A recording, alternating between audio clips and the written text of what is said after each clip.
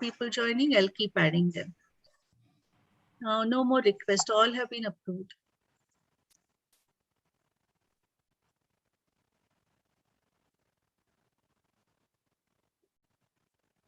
Ma'am, did you get any requests from Muka?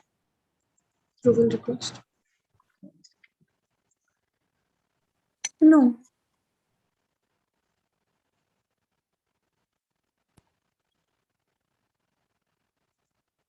No.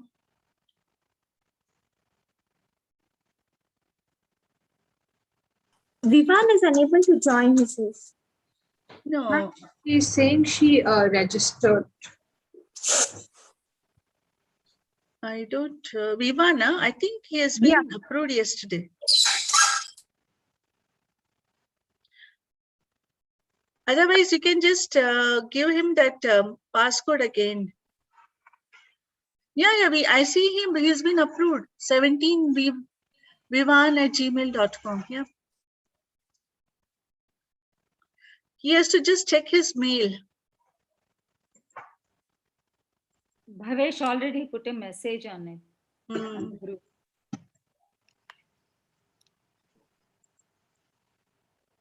Okay, we are live on YouTube. Sorry.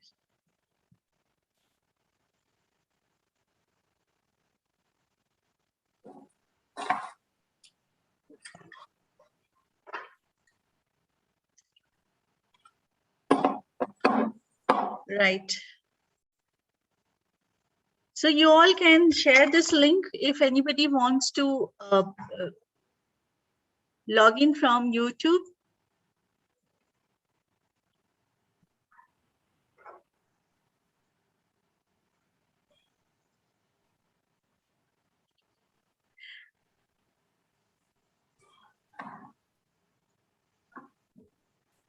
Bharti, any more will be joining? Yes, I sent some people the passcode. I'm just calling up the president. The president has also been approved.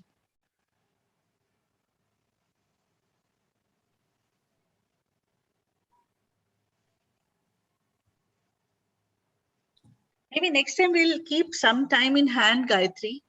This, I think they had very less time to. I think they will also get used to. Yeah. I anticipated 7:15 to 7:30, Geetanjali. Huh? I didn't expect it would start at 7.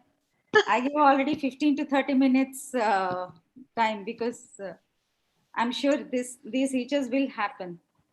And it's first time for the kids, first time for us. Yes, No? yes, yes. So we have to give them. So it's okay. I think it's still. Let's give them some time. No, this is a big first online session they are conducting before the charter. No, it's good. It's between the team rather than it's with outsiders. Yeah. Good. So how's Rachel must be? It's quite early in the morning for you. Yes, it's just gone 6 a.m. for me. Oh.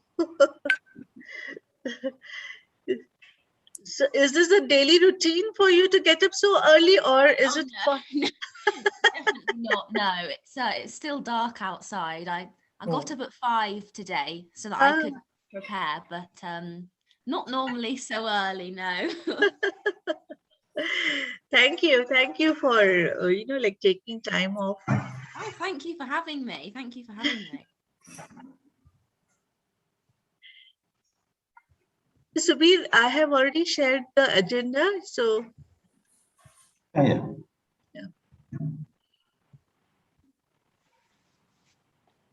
So slowly they are joining. Good morning, Prince. Good morning, ma'am. Ma'am, I think you've got one more request for approval. Okay, let me just check.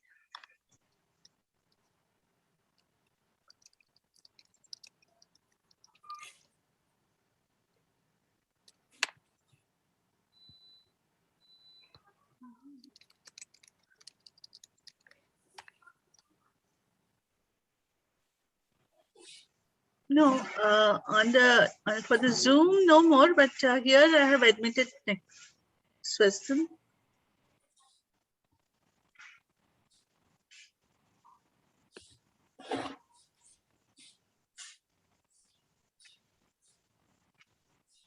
All right. Hello. Good morning, Swastin. Good morning from this Zoom thing. Sorry. Oh, let me set this up.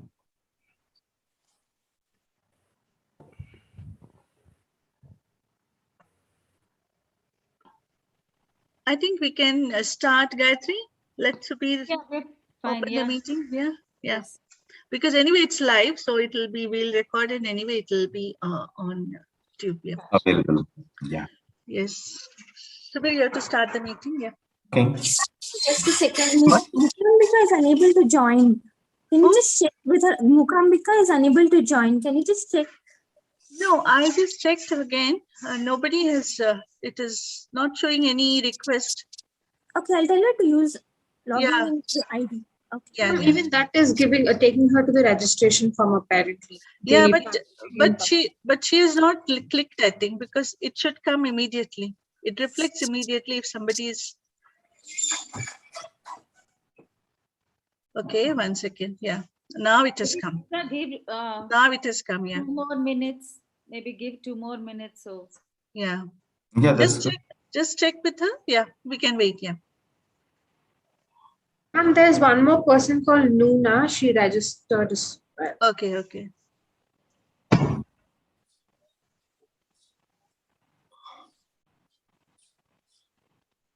I think Nuna has already joined. Just join. I admit it.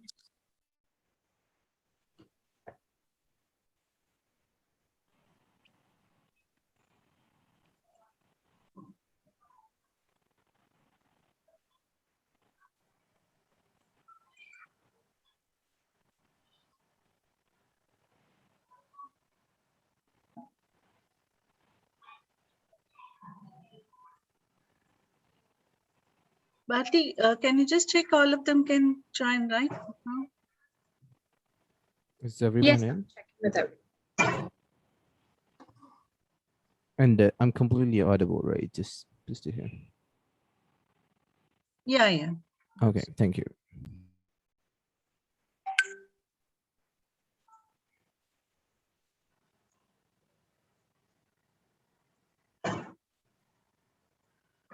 Ma'am, even Arnav is telling he didn't get the link on his mail. To his mail. So has he joined now with the login? The ID and passcode are also taking him to the registration form. Yeah. Same here. It's because if he's using his school email and it's not bypassed by that.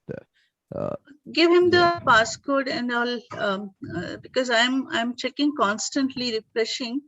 Total 37 registrations.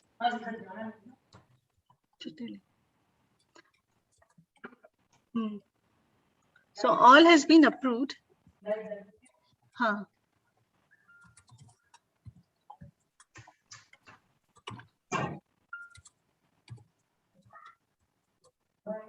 Bye.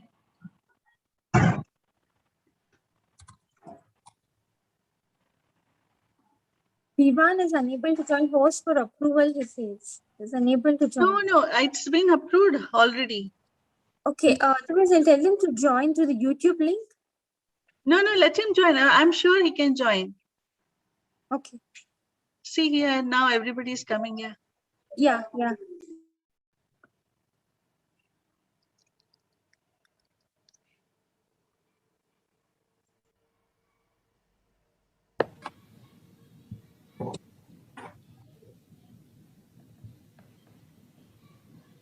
I think Vivan is having continuous problem. He says he cannot log in through meeting ID and passcode also. Ma'am, the meeting ID and passcode are apparently taking them to the registration form only. Oh, he has put a message saying he is not able to log in. Yeah. Now he is now no. Now he is Mukambika has just received her request just now. I have approved.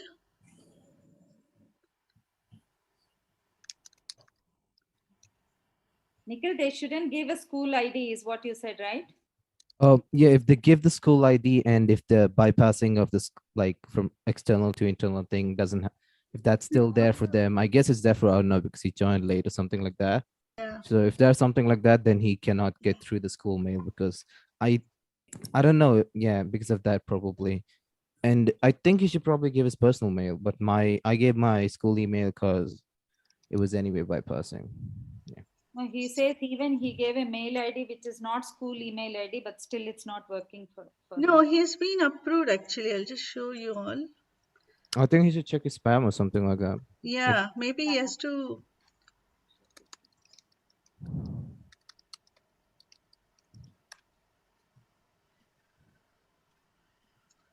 Has Mukambika joined? No, ma'am. She's still. No, I just No, ma'am. approved already. I Why- received her request now. Why don't we just send them Ma'am, I invite think link? even she should go to her email and then check it. No. She can immediately join now. Once I give the approval, she No, can. ma'am, even I was going through that. I got the approval, but still I was unable to join. I had to go to the Gmail and then go to the link. Okay. Oh, if I could just ask that this link which we have, this is the usual Zoom one, right? Like the normal Zoom app. So nothing external. So I think if you just send the invite link, that you just have to click on and I'll be in the meeting. Shall I do that? Invite link from here. That's what Yeah, even I just have sent. I did I realize already you have shared sent. it. I don't know because when you sent, I did click on it, and when I click on it, it took me to the registration page, and that's when I went back to my email It's to a log in different through that. invite. It's a different invite, Shweta. I just checked the ID is different from what you sent. Yeah, probably. Yeah, the ID which you sent is probably different. It looks the same though. Actually, it is the same. It's still taking to the registration. It is. I think there's automatic setting applied. Yeah, So whenever you click on I think you've used the officials, not the regular Zoom app. You've used the Zoom. There's different version which I mentioned last time. So this is one of them which makes you register in order to get the link. And the only way you can get through is by registering it. I guess. I guess we should have the passcode at least. And I'm just calling Vivan. I'll call Mukambika. Why doesn't? One second. Yeah. Also, I'm just changing the setting here so that they can immediately join. Okay. Why doesn't the passcode thing work? Like just put in the passcode. That should probably work. Mukambika now able to join. Yeah. Yes, she's joined. Yeah. Yeah.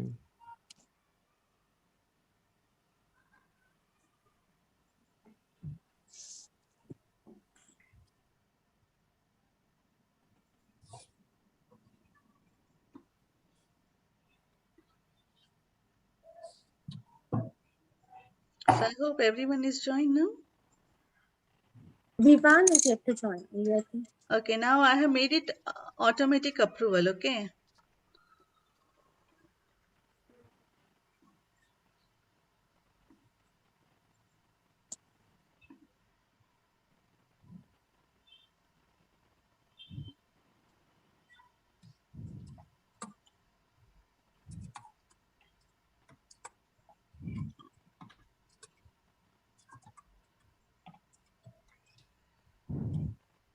Ask him to click again.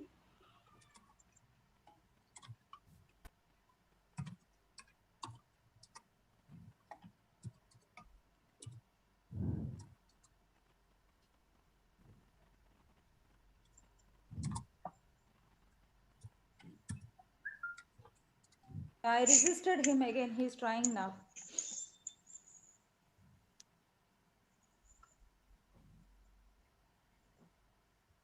Can you log in, Vivan? Yes, ma'am, it's doing that. Okay, good. Good. Then. Sure. I'll see you in the meeting. Yeah, ma'am. Sure, ma'am.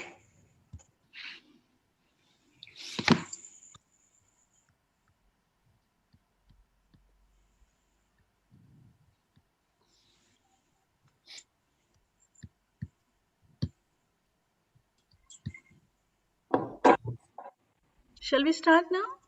I think we can start now. Yeah.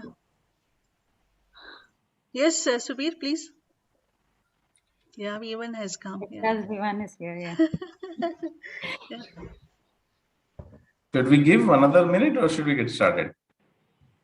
Bharti, you think most of them have joined? Yes, most of them have joined. If anyone wants to join in between, I'll just inform Shweta. Yeah. We can get started for now. Okay. Okay. So thank you very much, the students of Redbridge and beyond. And thank you very much, Gayatri ma'am, Sri Lalitha ma'am, and Ms. Rachel for your time today. Of course, we had some glitches, but that's a learning part for this new club, this new Interact Club. And I would like to first appreciate the initiative of the members of this Interact Club at Redbridge, that in a very short time, they have come up with some beautiful programs, and we all stand by them to make it successful. And thank you, ma'am, Gayatri ma'am, for your time. And you're going to speak on something very, you are so much passionate about, how to make this world, our food value chain, our lifestyle chemical free. I think this is very relevant, very contemporary topic, which will, which will over the years improve our quality of life. There can be no other topic important than this, which is impacting our society in such a big manner. I mean, if you see the impact of chemicals, pesticides, etc., in our food, which is causing so much high level of high incidence of cancer, etc. I think this initiative is certainly going to be remaining with the students for years to come and will make a big impact on our society, one step at a time. So thank you very much. Without taking much time, I hand over to you all, Gitanjali, Shweta. Thank you very much for organizing this program along with the students. Hats off to you all. Have a good start. Thank you. Thank you. Now I request Gautami to take charge and make all the proceedings. Yeah. Hi everyone, good morning. I'm Gautami, social media manager from Reseda Life Sciences. So basically, Reseda's vision is to make human life safer by creating products with negative carbon footprint. So let us now invite Dr. Gayatri Hela, the Managing Director of Reseda Life Sciences, to deliver her talk. Thanks, Subir, and thanks, Gautami. And good morning, everyone. I know we had a few challenges before we started the webinar, but anyway, it's all a learning curve for us. So before even I start, let me thank Rotary International and the Interact Club of Redbridge for this initiative, and also giving Reseda an opportunity to be a part of it. So why does Reseda wants to be part of it? Like Subir already said, we at Reseda are a team who always believe that we need to respect the world we live in and also the body in which we live in. Both are equally important. So I just want to ask all of you, does this make any sense? Does this statement make any sense to all of us? So let us look at our present situation. We always call it unprecedented times unknown before. Can we say that? Is it so? Are these really unprecedented times? Did we never have such situations before? Personally, for me, they're all anticipated. Though not so soon, though not so hard, but definitely they were all anticipated because we have seen lots of such situations before. I feel we are just living in a lie saying they are all unprecedented. We are trying to convince ourselves that, okay, this is not expected, but it happened. So before even I go forward, let me give clarity on the statements I made. And also, pardon me if my discussions throw only the negativity today, because I think it's high time we discuss them. And we also take a course of action, just not stopping with a discussion. I think that's what we have been all doing all the while. Run a webinar, do a discussion, and then stop there. I think it's high time we take some action on what we are discussing. So that is one reason we rolled out this present program as well. So let's try and contribute at least a small drop in the massive ocean of the issues we are all facing right now. So if I go back a little in the, back to the years in 2003, I lived in a situation where SARS, where there was SARS, similar to the situation what we have right now, or I would say worse than that. And but we went through all the ordeals of sanitizing hands, wearing masks, maintaining social distance, stressing on minor headaches, cold or cough. All the situations we are seeing right now, just 17 years back, I would say. But fortunately for many of us, probably most of you were not even born. Some of you might not even know that, but it happened. It happened, and we all had those similar issues what we are facing right now. But fortunately for many of us, it was only an epidemic. It was only few countries only got affected by it. And India was a lucky one. We in India at least have not seen its effect. Further, it was also for very short time. I think it stayed for 4 to 6 months, not more than that. And I think as humans, we always comfortably forget the challenges we go through, hoping we will never have to face similar situation in future. So we all forgot about it. We never understood why it happened. We never understood what actions needs to be taken. So we all actually, it was a warning. I would say it's already a warning that has come from the nature to us, saying, guys, you're going to go through many more of this, maybe worse than this. No, be aware. But I think we never bothered about it, and just we went on with our lives like any other time. It's just not SARS, because I related it to pandemic, which is similar. We also have lots of these diseases from mosquitoes. Mosquitoes have become so rampant and strong. They are superbugs now. There are no superhumans. There are only superbugs now. And these mosquitoes have created chikungunya, we have seen dengue. All these have taken a backseat because of the pandemic, but they're still there in the world. There are many countries which are still facing these problems. And other than that, we also have lots of these life-threatening diseases like cancers, heart attacks, and if you see lifelong diseases like diabetes, hypertension. Earlier, all these diseases or threats were more for elderly or for those people who have unhealthy lifestyle. But unfortunately, if you see for the past few years, the age factor for these diseases has come down so low. We have seen lots of youngsters dying because of these diseases, are getting affected by these diseases. Our health factor has become almost like zero. And other than that, we have lots of these tsunamis, wildfires, global warming, lot of threats to the environment. So we are actually now living in world of threats, whether it is disease or it is a natural disaster, or it's our own life, which is it's not very unhealthy life we are leading. We do not know what's going to happen tomorrow. It's like we are amongst major issues right now. But I don't think we have seriously thought about the reasons or the consequences till the pandemic really hit us badly. 2 years. And you guys, I want to understand, did we learn anything from this 2 years of life we led through, a very different life we led through, a very, I would say, a different normal life we led through? Did we learn anything from that? And we all know what we went through, right? Life totally came to a standstill for long time. I would say 2 years is a very long time. And it came to a standstill suddenly. It's like overnight, we were all told there is a lockdown. We don't even know what's going to happen tomorrow.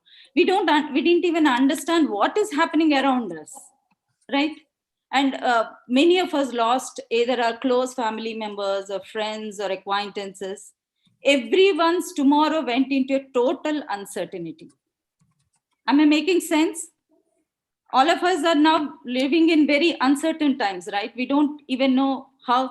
I've been hearing from many of the youngsters saying, we don't even know if we'll get proper jobs, even if we do very good, because we don't know how the situation is going. So there is so much of uncertainty, stress amongst every one of us. And we we don't know, or we did not know what is the next minute, what's going to happen next minute.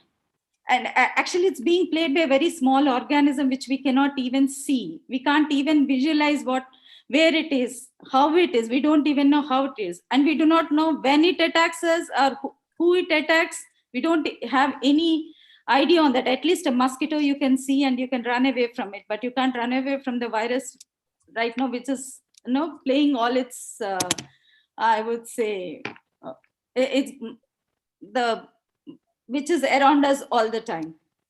So just to give one small example, I can say, like, I think all of us would, most of us would resonate through it. I remember losing a neighbor during the pandemic time, but we could not go and visit and offer condolences personally. Forget me, even her son and his family could not go and visit them because they were all affected by COVID. And the cremation happened, the mother's cremation happened without the children around. So every individual, I would say, on earth is affected by this pandemic, either personally or professionally or financially, psychologically, emotionally, academically. So I think we're all affected in every way of our life. So, but I don't want to go into the details how we are affected and what is the reason behind it, because we want to hear it from you guys in the next 1 hour. But one question I would like to pose here, that this is a question for everyone, including me. Did we learn our lesson, and are we ready to act in any small or big way we can to address this? Is each one of us going to take it as a personal responsibility of respecting ourselves as an individual, our home, our family, our surroundings, our community, and our globe? Are we going to take the responsibility? I think this is a question each one of us have to pose to ourselves and then act on it. Just not question, discuss, and leave it there. Act on it. So I think I have been only talking about negativity all the time, right, till now. Let's go a little towards the positivity, what has happened. So we have seen clean beaches. We have seen decline in air pollution. We have seen lesser noise levels. I think all Bangaloreans will resonate with this, right? At least we could go out and say, oh, I'm breathing some fresh air. I don't see pollen or I don't see dust around me. And also, like, noise. We hardly saw any, vehicles going on the road. So we hardly had any noise around us. And I remember seeing many jokes where animals and birds were celebrating that human has disappeared and became extinct, and it is their world now. They're so happy about it. So that tells how much we have disturbed the ecosystem, trying to grow over the system instead of being part of the system. So, and we also know, as restaurants closed, no Zomato, no Swiggy, no buying food or eating outside. So we are forced to eat our local food made at home, right? Rather boring, healthy food, I agree. But still, don't you all see how much better our health is now compared to before? Now we all want to go and have some physical exercise and sit in the sun early in the morning to get a lot of vitamin D. So this is all we are trying to improve our immunity, because we want to fight the virus. But we all became conscious of our food we eat. We all became conscious of a lifestyle we are leading. So it's a good change if it is, but if it should be sustainable. Even after this pandemic passes away, it needs to stay. Unfortunately, before pandemic, we never respected our body immune system. And now we realized how very important it is to live safely. So another aspect I clearly observed during pandemic is,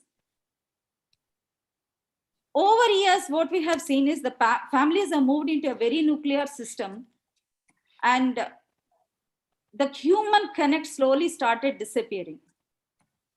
The concept of giving to the community has lessened, and taking from the community has become more and more dominant.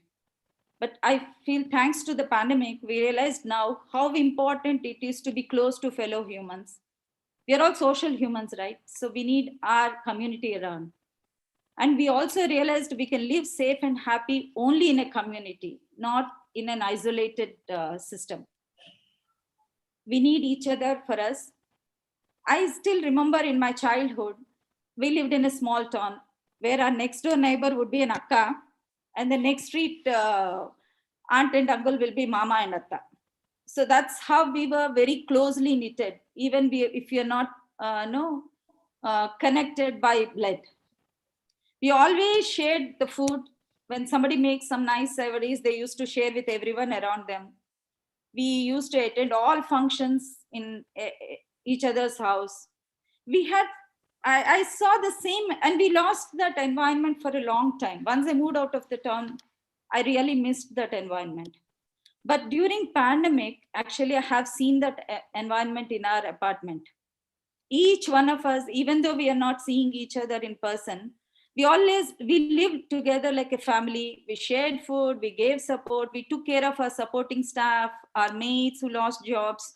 We were always there to, we had a group where we used to discuss if somebody is feeling low, we used to, talk to them. We used to make them feel good. So that community system has come back into our apartment at least, and hope it stays forever. So it was giving away to the community that is becoming more and more important again because of the pandemic. And I think we all took our strength from these interactions during these testing times. And I definitely say the kids who are participating in this webinar are all very sensitive and contributing. Otherwise, you would not have been here today. But you are the future. And when I say we, me and the so-called elders here, we are all belong to one generation. We have to take a serious responsibility of supporting you to understand where we are now and give you the direction, sources, and strength to improve your situations for your future and next generations. So we want to work with you very closely as a team to identify where we are right now, and if needed, educate those who do not understand, and motivate and support our communities to take actions. I think that is very important. And I would say definitely to grow into forces which will create the change that is needed. So if I come back to the program, what we are trying to do through Reseda. So as previously said, we are focused on reducing the negative impacts that we have created by the irrational use of chemicals. So we have lots of synthetic chemicals around us. We are really filled with dangerous chemicals around us. Every inch we traverse is filled with some dangerous chemical or the other. And the major impact of this using these chemicals is that the pest, like your mosquito or your cockroaches, and the microbes, including your virus, it has actually tried developing resistance to protect itself, or they are trying to resist the harsh chemicals we are putting on them. So they are becoming superbugs. But unfortunately, while exposing to these chemicals, and also added to that with our disturbed lifestyle and our food habits, we have reduced our immunity to fight these diseases. I think there is a huge imbalance in the ecosystem right now between the human and the environment. So if we see the global statistics, only 5% of the global population can say confidently that they're healthy. So I think we need to increase the number, and I would love to see it at 100% healthy humans. So, and that is the vision of the program with which we started this program. And so we welcome each and every one of you who believe in this vision to be a part of it. We are not just going to discuss, we are just not going to talk about it. We are going to have action in this. We are going to implement it. Even if it's a small, minuscule part of the huge problem, we are still going to start somewhere, and we are going to contribute something to the issue to improve the situation. So, and I would love to see all of you to be a part of this. So thanks once again for considering us to be part of the program. So thank you one and all. Thank you so much, ma'am. So let us now welcome Ms. Lalitha Pamidipati, the CEO of Reseda Life Sciences, to share her insights about the topic. Thanks a lot, Gautami. And a very good morning to you all. That was a very, very grave note on which the meeting has started, which is a fact, which is a reality, and which is something which we have to address right now to not to see the same situation in the future. It was a largely disruptive thing for our economic activity as well as the human life. So if I have to put some specifics and numbers coming to the Indian perspective, closer home, what was it for us? For a country that has a population of more than 1.34 billions, we are the second largest populated country in the world. Do we have the same square area to live? Considering the residential, the agricultural, the real estate, everything put together, we have 117 square feet per person to live. And this ratio also comes down when it goes towards the urban areas. And even within the same urban area, the rural areas, and even within the same urban area, if you see the difference between haves and have-nots, it increases much more, the distance decreases. The reason why we all had such a challenging time in Mumbai, in the Dharavi slums. Alone in Mumbai, if you look at the per capita residential area, it is just 8.3 square meters. If you remember, we all had to, and even now we have to maintain a distance of 6 feet between each other to comply to the COVID norms. Imagine in a slum like Dharavi, if one person gets a COVID, how many people get impacted? That was a dark reality, which we brought upon ourselves. Moving on to the other impacts, what we had, the loss of life. Initially, if you remember, all of us remember the migrations that have happened among the unorganized sector, the laborers who have moved away from their home to do jobs in cities. They had nowhere to go because they were living in the platforms or the makeshift tents that were given wherever they were working. So where did they go? They had to move back. We have seen the dark situations they had to go through, people dying on the way, and nobody could help. You and I couldn't help. The government couldn't help. So where did that situation even come from? It's something which we have created, both the urban and rural areas. If you have to put a number to the unorganized sector we have in India, 50.5% of our produce that we make in India comes from the unorganized sector. So you can't even identify how many people are working on the roads, on the streets, and they don't have an income bracket. They don't have any organized card with the government. Nobody knows how many of them are working. So these were the sector which got really impacted. They had loss of life. They have loss of livelihood. There is loss of family because there were so many people depending on them back home on their earnings. When they couldn't reach, they couldn't send money. Those people were in debt. They were not living. I mean, so many of them lost lives. And the saddest thing is we don't even know the number, how many people have died in the process. This is the stark reality. Other than that, we all know that India is a labor-intensive country. All of our sectors are mostly labor-intensive sectors. I think except IT and apparel, all other industries got impacted, like the gems and jewelry, handicrafts, handlooms, carpet industry. Most of them got impacted, and there were so many job losses. They are still getting back to normalcy, what we can call that normalcy right now. And added to this, there was a loss of life, I have already mentioned, due to the initial migrations. And we had 2 waves of pandemic spreading over the country. The first wave, we were just groping around even to understand what the situation is, what the disease is, how do we even cope up with it. The second wave was disastrous. We knew the virus, we had the medicines, but we couldn't reach out to the people. The deaths rose at an alarming rate. So these 2 situations, due to the economic hit and due to the health hit, due to the 2 waves, there was a huge loss of life. I don't even want to put a number, even though the statistics are all out there.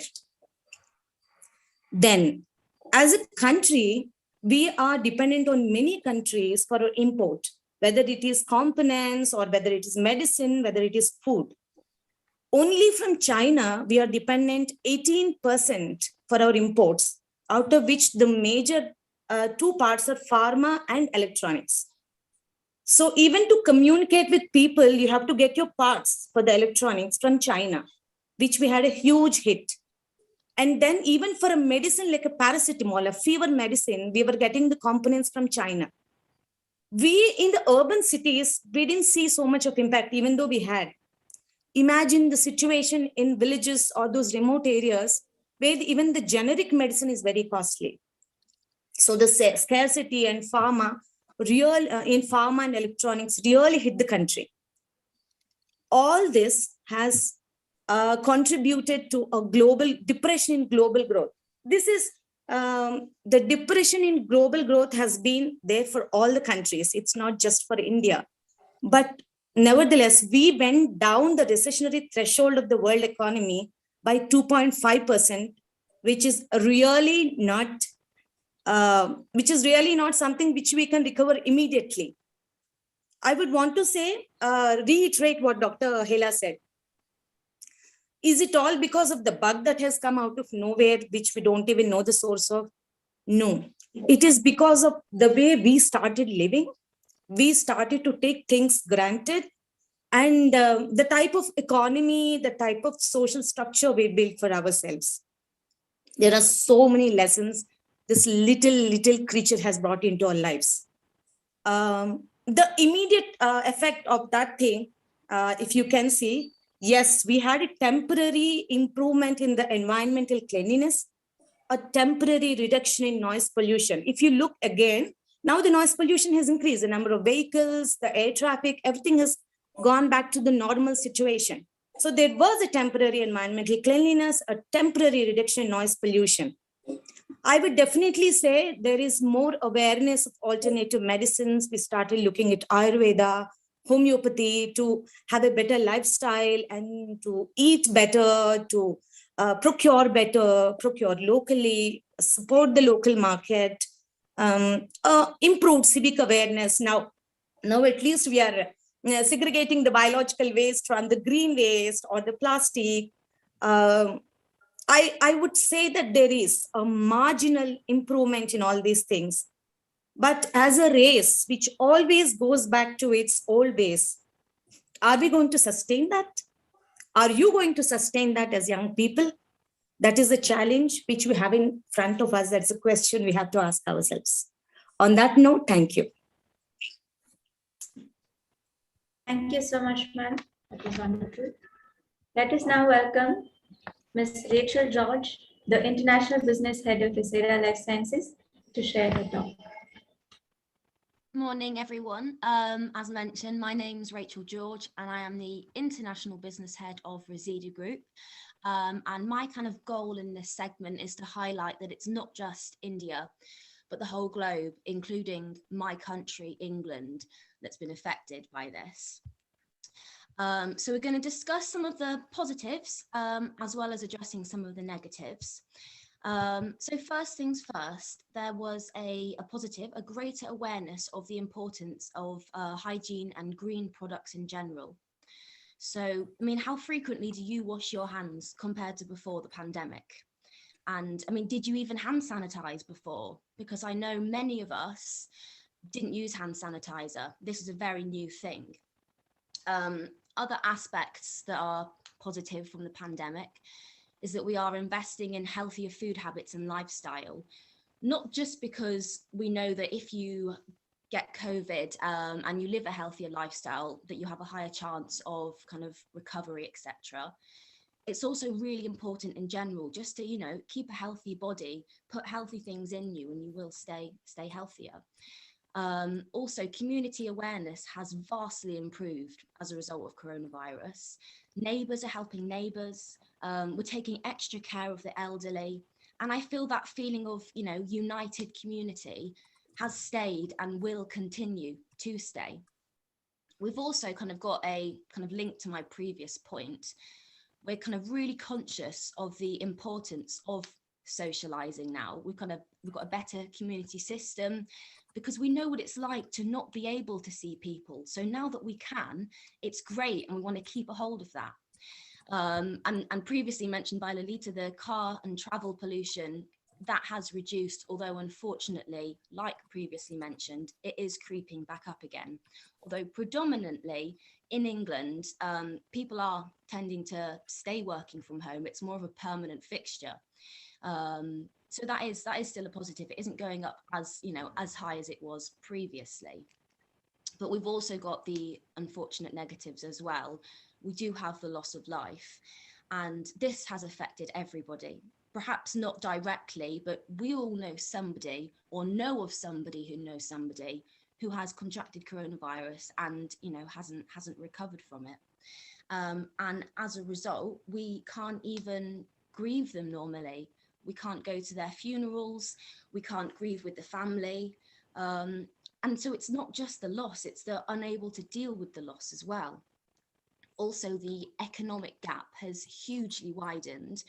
Small businesses have crashed, people have been furloughed, redundancy, and also, believe it or not, despite coronavirus, the world's 5 richest people has seen their collective wealth increase by over $250 billion as a result of coronavirus. So this is huge, and it's really segregating the economic types of people, which is not good at all. It's the opposite of uniting. Also, our social skills have been affected while staying at home. We're used to either going into work and seeing people, we're used to going to school, our various clubs and activities, and that just hasn't been possible. And not just, missing your friends, etc. It's had a huge impact on our social skills. I mean, have you felt nervous going back into people for the first time, or perhaps going to your local supermarket, meeting up with people again?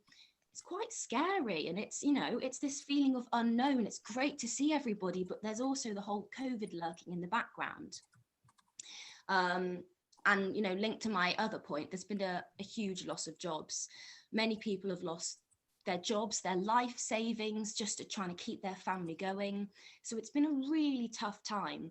I know that in my country, England, this has been a huge problem. Not only has there been a huge loss of jobs, there's not enough jobs to keep going. So a lot of people have turned to benefits and stuff like that. And relating to my social skills point, there's just been a real lack of kind of human touch.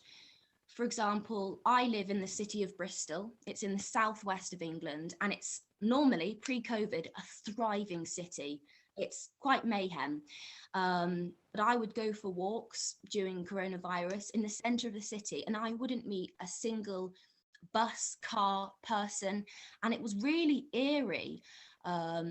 It felt almost like a zombie apocalypse or something like that, because you just weren't seeing anybody. And once the kind of excitement and the thrill of that has gone, it's not a nice feeling. I mean, children were staying in from school. You can't see or hug family members. And for example, I started working from home along with the rest of the United Kingdom in March 2020. And I've not seen a lot of people since. I've not gone back to my old office or anything like that. And that really has its impacts. So just to reiterate, kind of the future is in the hands of your generation, and it is so crucial that you address it immediately. And like the point, people working from home in the UK has more than doubled since the pandemic struck, but at what cost? And finally, there's been 2 years of coronavirus, and our lives have changed. But did we learn any lessons, and are those lessons going to stick, or are we going to have another pandemic in the future? But thank you very much for listening to me and for having me today. Thank you so much, Rachel. Now I would like to hand upon to Shweta to continue further. Thank you. Yeah. Hi, everyone. Now I request Bharti to come up with the presentation, and next Prince will come up with this presentation. What, ma'am? Bharti?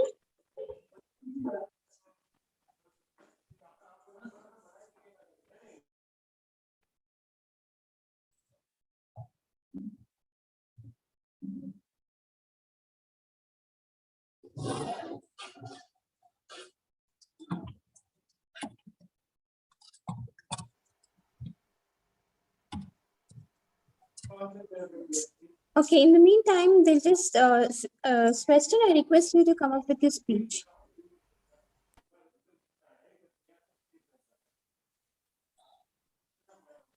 We can't hear you. Sorry. Yes, Mom. I'm here. I had my mic off. So hello, and I hope you all had a great morning. So I'm Sweston Nikhil, the president of RBIA Interact Club in the school. So I would start by saying thank you for everyone who showed up today for the wonderful event.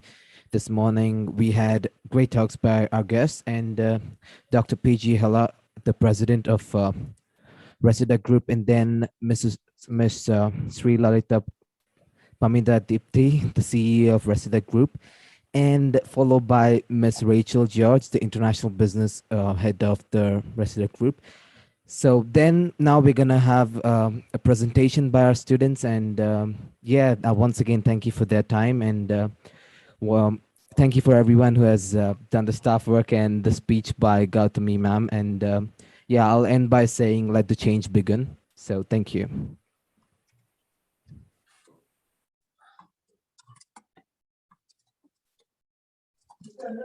Gitanjali, do you have the presentation? I have sent you a mail. Okay, 1 second.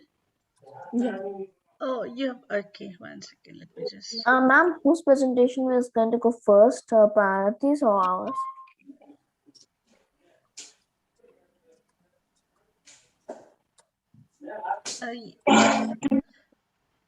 Okay, it was on Rotary Connect you have shared, is it, Shweta? Yes. Okay. The first team should be I'm sorry, it's Prince Modux probably, and his partner.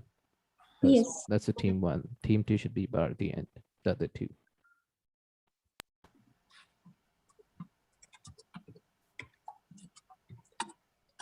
Give me a minute. I'm just opening.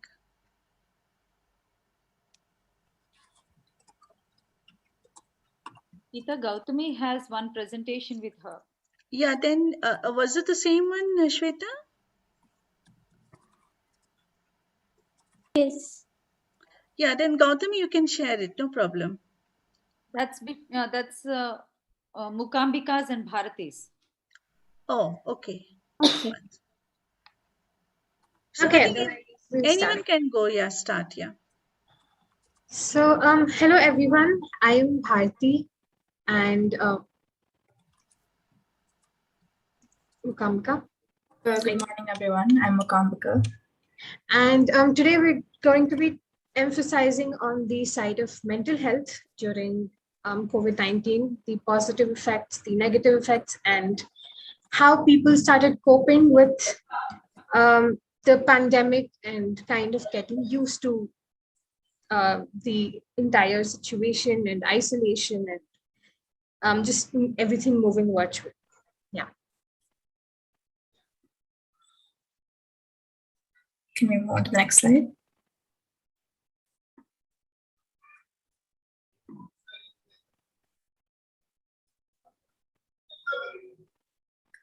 Some of the main problems mental health wise faced during the pandemic include anxiety. Anxiety refers to the feeling of fear or dread. And this came mainly from the fear of being infected by the pandemic itself. The virus is quite deadly and everyone was scared. Everyone was very paranoid about it and everyone was taking precautions, and yet they were still very anxious about it. And some more of this anxiety comes from the steep fall in the economy due to the pandemic. Many people started losing jobs, income was low, and many people were suffering around. So all this negativity and this fear of losing their jobs led to increased anxiety during the pandemic. Another mental health problem that most of us most probably have faced is stress and burnout. Everything moving virtual, work from home or education from home, it has completely twisted schedules of most people and of mainly students and working adults, causing them to just work incessantly and sometimes overwork themselves. And this causes a burnout and a challenge to manage their time and effectively complete tasks, leading to immense amount of stress with all their tasks or work just piling up and affecting their mental health ultimately. And even the frontline workers, they've been put on so much pressure.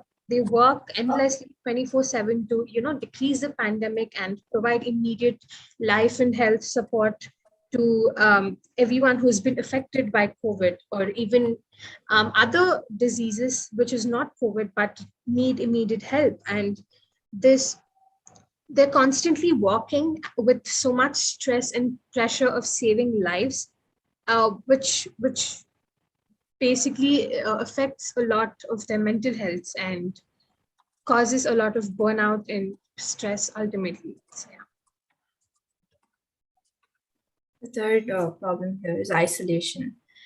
I feel like when I'm talking in consideration with Bangalore, many of us are immigrants, so many of our relatives live somewhere else. So due to the pandemic, we're not traveling as much, and we're not able to see them in person. We're just seeing them on tiny screens, and you don't have that human touch. You don't have that affection, and you can't speak that properly even when you're on a video call. And this also, I think, goes with the healthcare workers, with them working endlessly in the hospitals. They have to be isolated because they can't infect their family if they got infected. So this isolation also leads to depression, also feeds into the anxiety.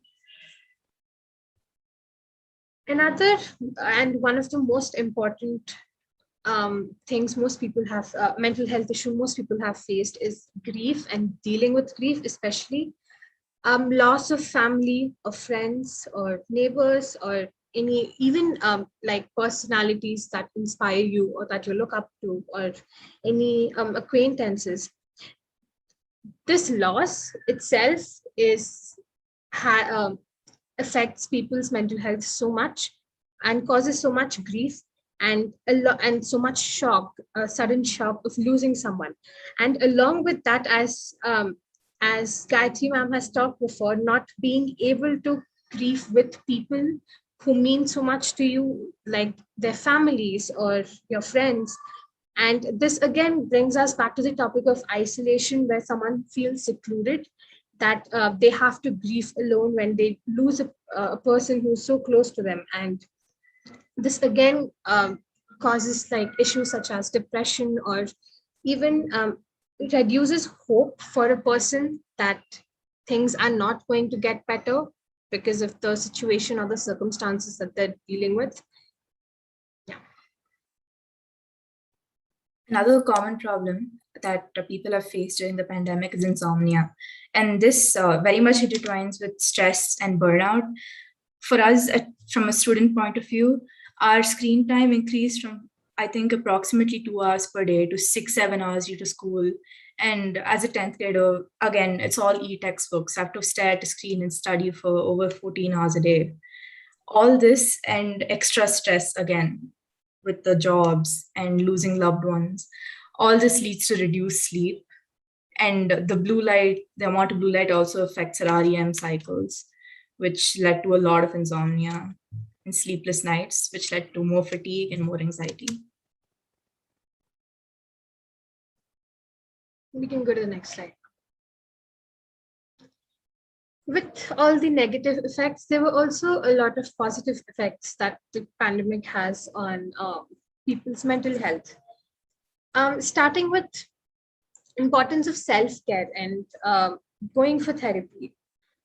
So as the pandemic went on, people have learned to adjust and find a way to prioritize themselves and build a schedule, because apparently it still hasn't ended. Like it's just going on, it's never ending.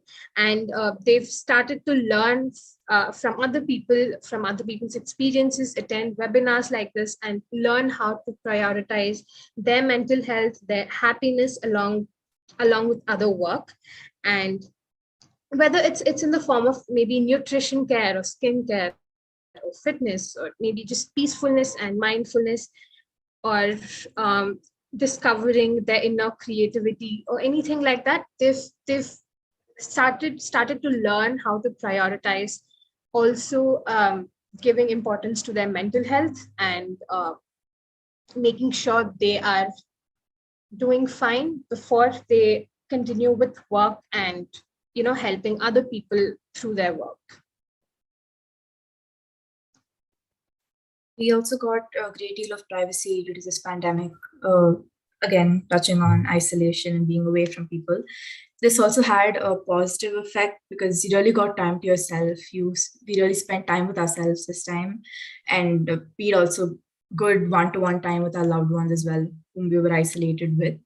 And this led to greater bonds, and we really got an insight on who we really are and how we deal with certain situations.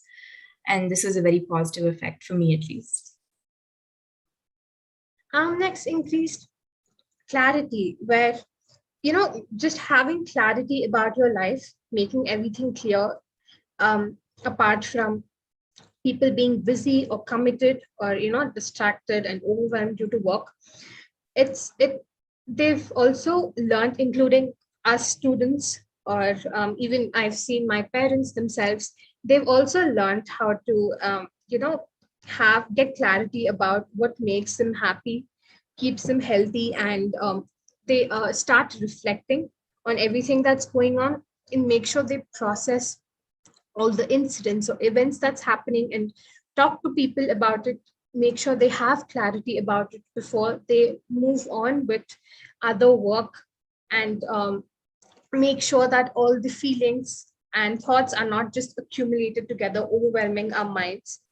So many people have had increased clarity, along with privacy, just sitting and thinking about everything that's going on, the thoughts that's going through your head, and okay, what are we doing right now?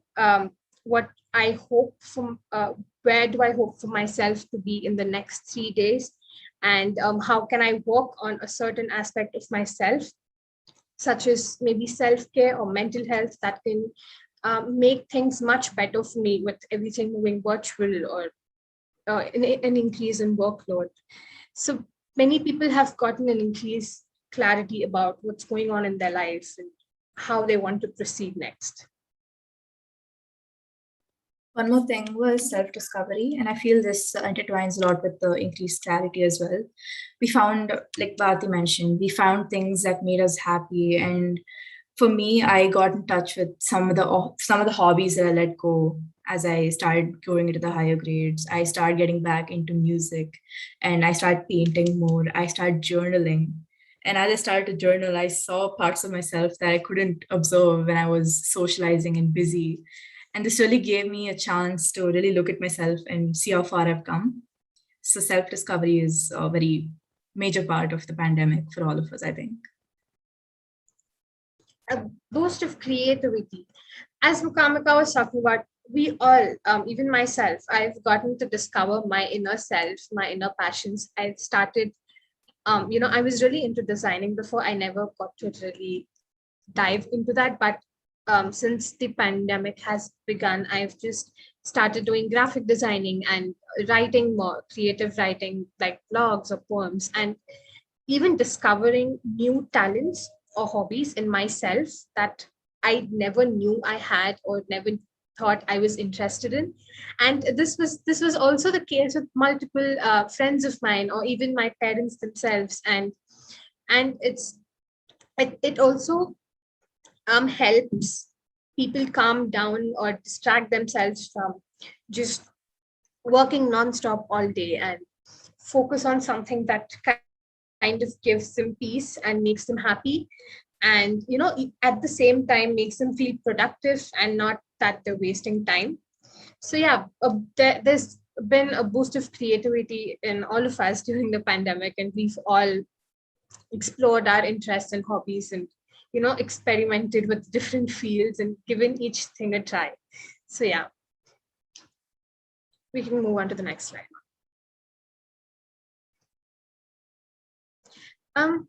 The first point is this slide. We basically wanted to throw light on the fact that seeking for help is okay, and it's okay to not be okay. It's okay to talk to people and make sure you get clarity on what you're going through if you're not okay. And it's definitely not embarrassing in any ways to seek help, even if it's from your parents or friends or whoever you feel comfortable talking to, whoever you think gives you considerable advice, that really helps you when you feel like you're not doing fine and you need someone to talk to. That's totally fine. There's not everyone that judges you, and it's okay to talk to people or even seek for professional help or therapy that can help you, because ultimately it's yourself, it's your mental health, it's your well-being. It really doesn't matter, what people think you're going through, which can be true or not true, but ultimately it's about yourself, and that should be your first priority. So yeah, seek for help when you need it, whichever modes you're comfortable with, and that should be the first priority when it comes to mental health. One more thing I'd like to add to the statement is, in a country like India, most people that I have met, at least personally, therapy is quite looked down upon over here, and that's very saddening. But as far as we can go, I think it's like Bharti mentioned, it's best to seek help, talk to someone you trust.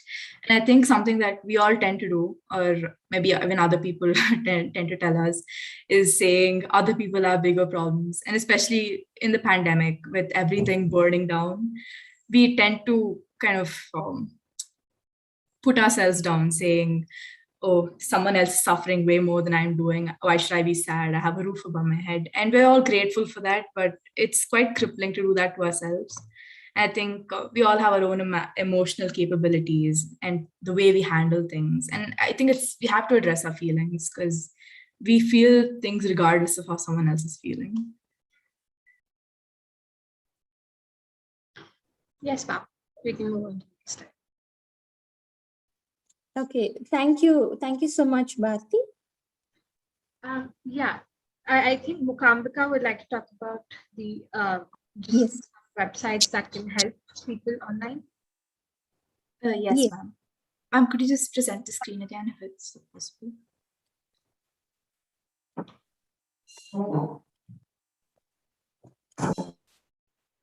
Here we've listed some websites online where we could get therapy, free therapy and paid therapy alike. 7 Cups is a free online therapy platform where you can talk with volunteers.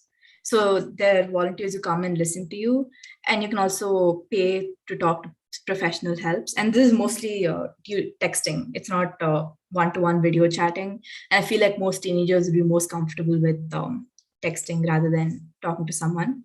And Doctor on Demand is another support, and this is through video chat, and it's a paid service again. And this is mostly good for depression. Doctor on Demand, it specializes in depression, and you could seek professionals wherever. And I Prevail is best for peer support, because many of us go through things and we feel alone most of the time. So through I Prevail, you can talk with people going through the same issues that you're going through. So you have peer support, so you could support each other. And this also provides professional help as well. And the last thing is those with a busy schedule. That's Bliss by the Center of Interactive Mental Health Solutions. This is a free course. It's not a video chat or texting. You don't really talk to anyone. It's a free 14-step course that you can take on your own time. And it doesn't offer professional help, but I feel like it gives you good insight on your mental health. Thank you. That's about it. Thank you. Gautami, now I request you to present the Prince team presentation.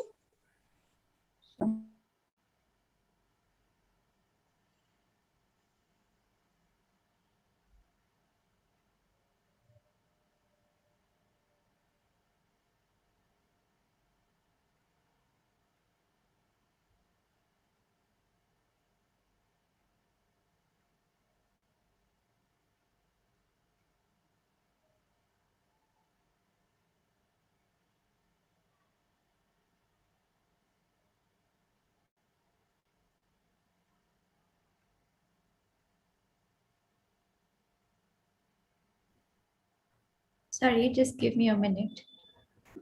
Yes. Yeah, you want me to share it? I have opened it.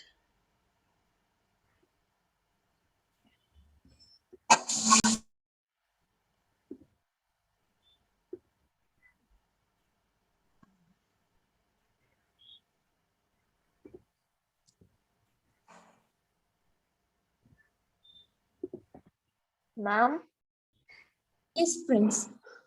can we start it? Yes, Prince, you can start. Okay. Pranjali can start it. Good morning, everyone. My name is Pranjali Bhattacharya, and today me and my friend Prince Modak are going to discuss about how to live in a healthy lifestyle.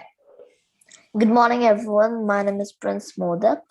The purpose of this presentation is really how to protect ourselves and how to be very safe in this pandemic rather than getting the disease. And today we are going to discuss few points to let us know that how we can prevent ourselves to get the disease. So let's start.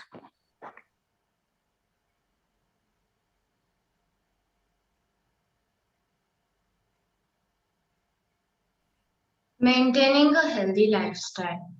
It is very important to maintain a healthy lifestyle in today's world rather than getting harmful diseases. To do this, we should add more fruits such as bananas, apples, watermelons, and vegetables such as carrots, etc. to our diet. They keep our immune system healthy. We can also prepare healthy snacks instead of preparing and eating junk food all the time.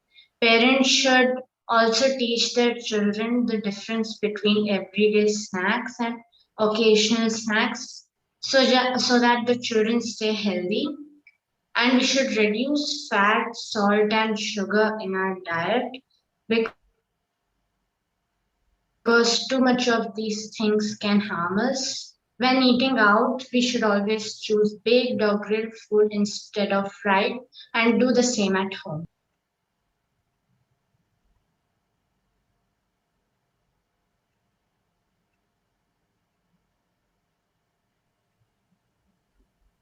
Next slide, Gautami.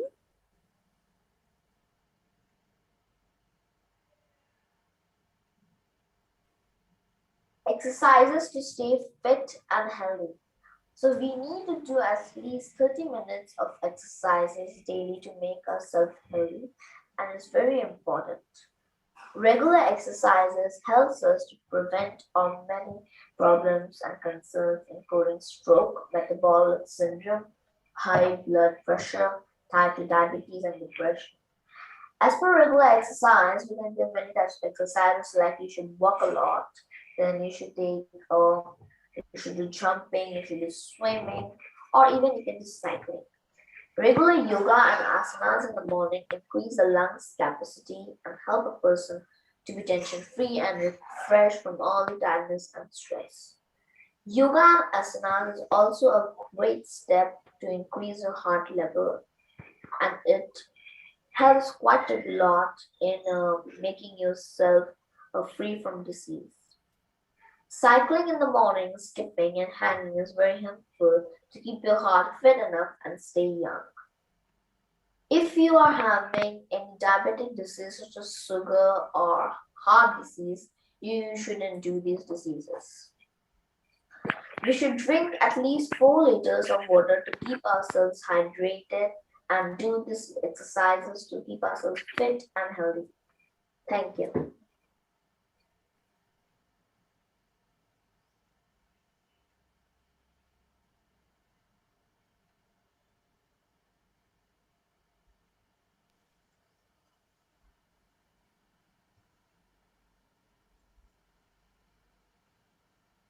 And that's it. Okay, thank you, Prince, and thank you, Pranjali. Now, I request if any other children would like to give a small speech or you like to share your experiences of 2 years of Corona, children can initiate and come forward and give a small speech. Well, Anybody would like to take it up? What does a small speech kind of means? Like No, a if they have flashback of no 3 time years? for PPT and they just want to directly talk about the topic, they're most Okay, welcome yeah. to speak. Mm-hmm. Give Yeah, me a minute. you can give your ideas of, like what the experience has been last 2 years, how the corona has affected your life. And of course, the PPT was very good. All the students who have prepared it was hats off to you. Thank you so much. With the short time you have prepared, and it's such nice details, and like put forward your thoughts, what it has been, what the corona has been or pandemic has affected, how it has affected you. Okay, but any of you want to say something or ask something, please come forward. Please unmute yourself and ask your questions to the speakers, or your thoughts you can always express here. So I'll take a go then. Yeah. So yeah, well, coming back to a guy like me, I'm an introvert most of the time, but always good in uh, expressing. But it COVID hasn't really affected me much because I'm always in my space doing my stuff, and but I do know that it affected many other people around, and the thing I did is do my stuff, stay clean, and that's it. And that didn't harm me and didn't harm anyone around me, I guess. But that's pretty much me in 3 years. But I do know there's a lot sad stuff going on around, like lots of people losing life, and not just because of COVID and a lot of other stuff happening. It's just happening these 3 years. No wonder why, but it's kind of targeted, I guess. uh yeah, so well, I would like to just make a point that in order to make the change or whatever we are trying to do, like to prevent the spreading of COVID or anything or further pandemic or everything, it starts by doing it by ourselves, like in order to for like if you say, even in order to make a change, if you don't start, like even if you want to, it goes with the mental health too. If your family has to stay happy, you need to stay happy first. It's the same way. If you're not happy, the family is not happy. You work hard to do anything, you bring money and you earn. If you're mentally not happy, then no one's happy. It's the same way. If you don't take the precautions yourself and you don't start by yourself, nobody around will do it. So if everyone individually educate them, by help, like these speeches and everything that can educate each other. But the thing that should apply it for ourselves, when everyone does it, it will work. Just like I remember a quote by Gautam Buddha, I guess. It's easy to slipper yourself than carpeting the whole world, which basically means that you cannot put a carpet around the wall so that you just that your feet should be clean. You should probably do that on your own. So yeah, that's the only point I want to make. Yeah, thank you.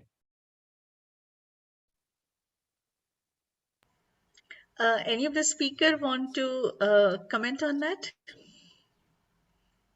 No, Mukambika and Bharati. Yes, ma'am. Yes, ma'am. Really like the way you have articulated your presentation and your point. Just wanted to ask you one question. Did you guys ever think of having peer groups amongst your own friends to share things when you're really going through, sort of tough times, or you're feeling low? I don't want to use the word depressed because that is too big a word to use. Yeah. Maybe when you're feeling low, because forget even pandemic. I think the way your educational system is, the way you're going through the competition right now in the world, you already have too much of stress. So did you ever think of forming peer groups instead of going to sites?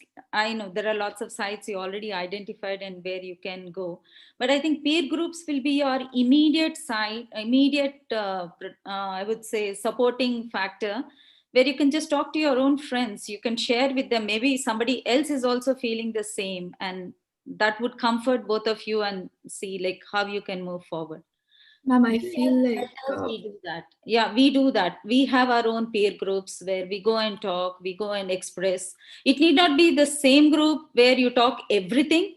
You can have different peer groups to discuss different things. One group might be just for academics, group may be more for your personal stuff. So, but always having friends as peer groups gives you a lot of strength, and you know that there is someone for you to talk to when you need to. Yes. Yes. So maybe just think and see if you guys can form your own peer groups in the school or in your closer circles. If I could interrupt, I really like that because there is a reason why everything has a cost. So basically, you do a service or anything, the money repays you to show the thing for the time you have given. It's the same way. That's the reason. It's just like a trade. You offer time in that, and it goes on like this. Just an exchange from the money you invest in something else. It's just a trade, and it completely makes sense. And I do agree with that. So Nikhil, you should initiate it. I mean, sure, why not? But yes, ma'am, that's an amazing idea. We'll make sure to work on that. And I definitely think so too. Having people we already know to talk to is, should be given more priority than online websites. And I think we've emphasized more on talking to individuals, but individuals that we are close to or we trust or we know. But peer groups is actually an amazing idea.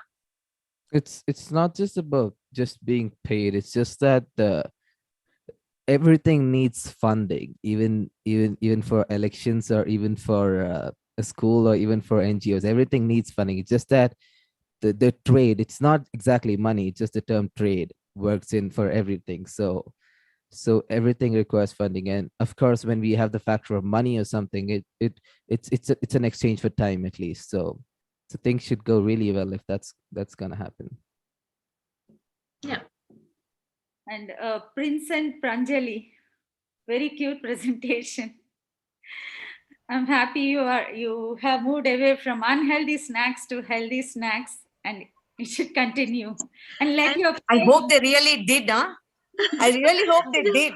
Guys, I hope Gayatri, you did I whatever was you presented. yeah, and I was very impressed by the what when one of the slides it is written that like parents should encourage. So I was just thinking, what if the parents they love snacks? Yes.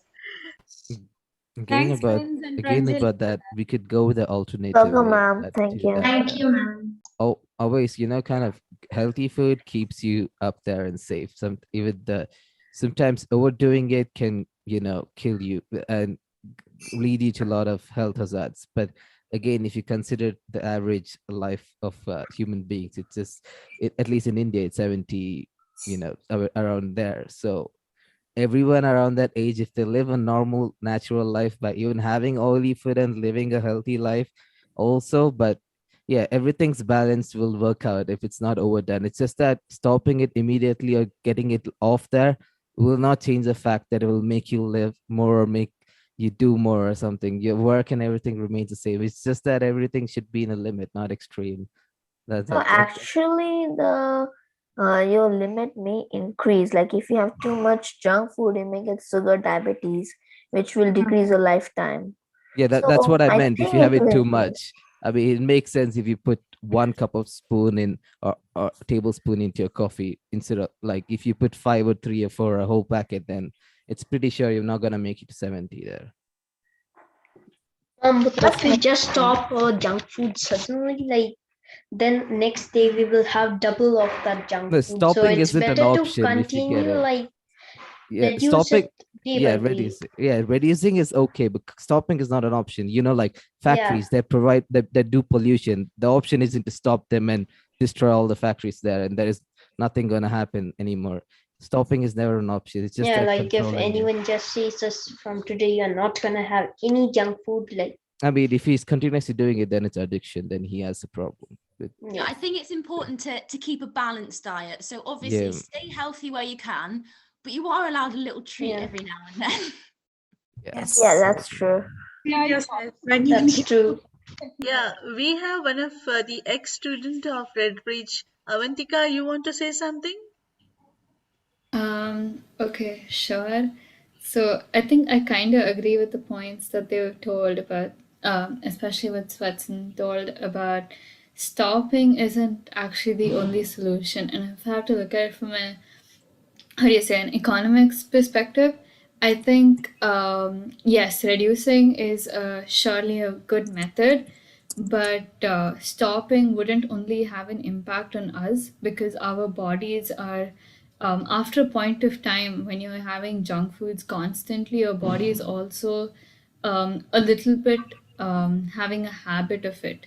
I don't know if it's true, but then at least for me personally, I find it really hard to get rid of junk foods after a point of time. So stopping isn't actually the only method. You should reduce it, and also the impact it has on businesses. Yeah, that's a good point. Yeah. Yeah, the economic. But like if a person starts eating too much junk food, then they will not have a choice afterwards to Exactly. not The put point it in a I lid. and the others try to make is that if he does it more, and you're trying to say that we are trying to say that we should educate them to not do it more. Anything too much is not good, if you get it. Yeah, I mean, you shouldn't have too much, but then, That's a weird from a thing personal perspective, I like it. So basically, what you guys mean to say is treat yourself when you need to. The rest of the time, stay healthy. Yeah. No. Have it when you I think want, but treating just don't do yourself it too once in a much. while is quite good. I agree with her.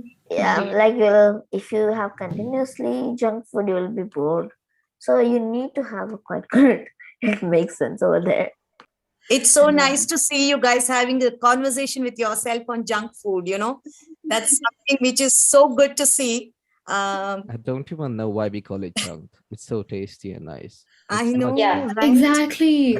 I mean, the It's point tasty is and it's nice. still a food, right? It's just that the added It's stuff just on there. processed food. I mean, Also filled with I the mean, 90% it's hypocritic, and it's irony why we call it junk food. The word junk itself means waste, and food means something which you have. So junk food, having it sounds really wrong to me. That's the part of the oxymoronic part of it which should hit you, saying that you're calling it junk food. The reason why you shouldn't go towards it, but who am I to say? It's good for you that you're thinking about it anyways. I think it's a junk food because 90% of our body, the 90% of the food is only filled with carbs, and which is not even necessary for our body. And only like 5 or 4% is protein. Did you just Okay, carbs are necessary. That's not that much. But chemicals, it has a lot of preservatives, I it has mean, chemicals. if you want me to go with the scientific perspective, then it depends on the climate you live. The whole point was a man needs to survive, or the human beings have to survive with food and shelter. That's the two factors from the time mankind was there, I guess. So basically, it's just food and shelter. It depends on the climate. If the climate's different, you eat different. If you see in Europe, they have a lot of meat and protein stuff because it's the cold thing there. And even in Australia, it's something like that. And it depends. And India, we need more carbs. That's why we have more carbohydrate products. If you see it in athletes too, like in sprinters in India, or let's just say athletes in India, like sprinters, they don't run that quick because they have more carbs. And even if they change their diet, the body is prone for more carbs because that's how the Indian lifestyle and climate and all that stuff is. Doesn't depend on how people like it. Also depend No, on I the bet wish if of you the people, right? I bet if you live on a diet in another country's diet in India, you wouldn't survive long because your body wouldn't take that. Isn't that what we are doing, Nikhil? We are eating more of the non-Indian food than Indian food, and the I don't think we serve about- pizza every day. I don't think we serve pizza every day. Okay. Something like that. Not really. I personally, I have most of the time Indian foods and sometimes outside food. Like it's just that I'm used to it, and my body cannot take something outside. That's a really good point. That's a really good point that you've made, because I don't know if it's the same in India, but in Europe and England, especially England, there's been a lot of weight gain over COVID, and that will be a contributing I different get factor. that. I get that. That's perfectly exactly what happened for me in 3 years. Me being an athlete to becoming a gym guy, kind of. That's So, kind of guys, sad. I don't think your parents are stopping you from taking junk food. Just have a balanced junk. Not really. I don't. The last time I had junk was, I don't know. I don't know when. I just had it see, yesterday. for me, the point of food is just to eat when I need to eat. That's it. It doesn't really make sense for me to have all the time, if you get it. When one of you brought up the question why, Sweston brought up the question why it is called junk food, I think, according to my opinion, every time the person who gave the name junk food to this kind of food, every time someone hears the name, they should feel like, oh, it's unhealthy. I'm not supposed to eat it. Let's No, go I away don't from think it. so. I But exactly don't think so. The person who is If you addicted analyze, to junk food, he doesn't care about no, names. if you analyze it, the person who came up with junk food should probably be a person who works with the food science part, the scientist over there. And I don't think he would do psychologically. He would not think psychologically to name the food junk food so that people prevent eating it. If I you mean, either just way, look at the process, Oh, I would just like to process. disagree with you. When they give a name, they do it for a reason, you know. Yeah, most of the Even a time. scientist thinks about why they are naming a certain thing. There is a lot of thought process that goes into it. That's true. That's true too. Yeah. And you have a scientist sitting here, and I'm very sure she is having a slight small laugh in, you know, in her mind, saying that, no, I think a lot, you know. That's Dr. Gayatri. No, even the branding guys are here. They would also think the same, because when they brand something, Yeah, that comes up, branding names again. Yeah. yeah, the junk food is a Yeah, brand. that's a business part, right? Yeah, brand name. I think we went off the track. Yeah, yeah. I didn't I really go think, off. I just stood for junk foods. right. At this juncture, because we are also live, I would request Gayatri or one of you to, explain the open house concept that we are planning to do. Lalitha, you want to go or you want me to give the brief? Yeah, I think you can go ahead. So basically what we are trying to do at Reseda is, as we discussed initially, as I mentioned initially, we are trying to see, can we really identify what are those things which are harmful, I would say, to the humans, and also if specifically from the perspective of chemicals, because that is what we deal with. Are we dealing with right chemicals or wrong chemicals, or are we dealing with an optimized level of chemicals? How do we understand that? So most of the time when we speak to our friends or people saying, why are you using this particular product, it is dangerous, the first question that comes to me is, how do I assess the product? How do I know I'm using a wrong product? From what is that information I need to look for to identify whether I'm using a right product or a wrong product? I think this is a question. It's an eternal question, and many of the consumers don't really understand what they're buying. Either they go by the brand, or they go by the feel, or they go by the the look, or they go by the word of their friend. It all happens that, but we never spend time to understand what are we really using, what is that we are exposing our body to, our environment to. So that is the consciousness we want to bring, because over last few years of research, what it has thrown is, the information we found is, because of lack of understanding of these chemicals, we have overused it. Best example is plastic.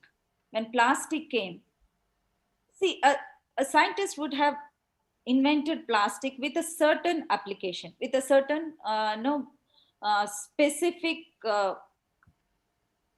areas it needs to go into. For example, plastic is thermally stable, plastic has, it's a strong, so there are certain parameters they would have identified for the particular product. But unfortunately, when we find something very interesting or something comes up new, we always tend to overuse it. I still remember as a kid, I bought many plastic jewelry. I used to have a lot of plastic rings and the jewelry, and they used to be very fascinating and beautiful, but that is not needed. So same is the case, plastic toys. Do we need plastic toys? We have so many indigenous toys which are safer, which can be used by the kids. The toys. So we have actually overused plastic, and it is everywhere now, and we don't know how to reduce it. we have got accustomed to it also so much. And we don't know how to reduce it. How much ever you want to reduce, you still find a plastic bottle or a plastic cover somewhere, right? So I think these are few things we really want to see where we can contribute to reducing it, and then moving into more sustainable technologies or alternatives. So one of the things in Reseda we did is we tried reducing the synthetic chemicals that has um, actually has been thrown into the nature a lot. Cosmetics of heavy usage of chemicals. Can give you a small example. The nail polish what you use has one chemical which when exposed to sun rays can cause cancer. So those are, and we tend to use it. Same thing with the lipsticks what we use. There are many carcinogenic things that we are taking in when we are using all these cosmetics. So can we are used to it. We don't have to abandon these products, but can we use alternates into those instead of using those harmful chemicals? If you go back to our samhitas, the old scriptures, they had beautiful cosmetic applications described there. They had every color of lipstick in it. They had every color of nail color in that. So can we bring back those details, bring them back, get a scientific validation done, so you know you are using a similar product or a same product. So that is what we at Reseda are trying to do. So if any of you students want to explore this, you are welcome to come. So we have decided to have an open house where you can walk in, you can understand. It's not about Reseda's products, it's about the concept is what we want to discuss. You can collaborate with us, or you can do an internship with us, but we want to bring those ideas of yours into the commercial world where we are replacing safer technologies and safer products into the market rather than the synthetic and hazardous. As well as we are, when you learn, you tell your peers or you tell your parents or you tell your friends, so that goes into the public. So you are educating few more people. So it doesn't stop with you, it is going to more people. So that is the chain we want to create through all of you. So that is the open house concept we have designed, and we are planning to launch it on 14th of November, being a Children's Day. So guys, any of you are interested, please feel free to reach out to us. Let Geeta or Shweta know, they'll come back to us and say, okay, these are the kids who wants to do it. And Nikhil, you said you have a point on plastic. Yeah, I had two questions. I'll put forward both and then you can answer one by one, I guess. So my first question is for the plastic thing. So I do believe plastics were created for the same reason, because they were easy and the compounds really worked out, I guess, and they could make it in mass and could be a replacement for a lot of products. But the thing, I do agree that they're being overused. But the thing is, I feel the problem more than being overused, I feel the problem is people not knowing how to dispose it and how to recycle, because plastic is one of the things which can be recycled for a long time, I guess, and people are not disposed. That should be the main thing. And getting off plastic and getting back to the other stuff which we had naturally would also cause more problems, because wood is not the thing, I would say, and all other stuff. But plastic is more reliable. But the more thing we should work on is disposal of the plastic and reusing of the plastic.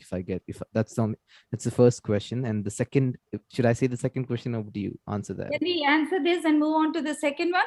Okay, sure, ma'am. Yeah, overuse definitely becomes an issue, Nikhil. See, when I meant said overuse in the applications where it need not be used, where you have better alternatives.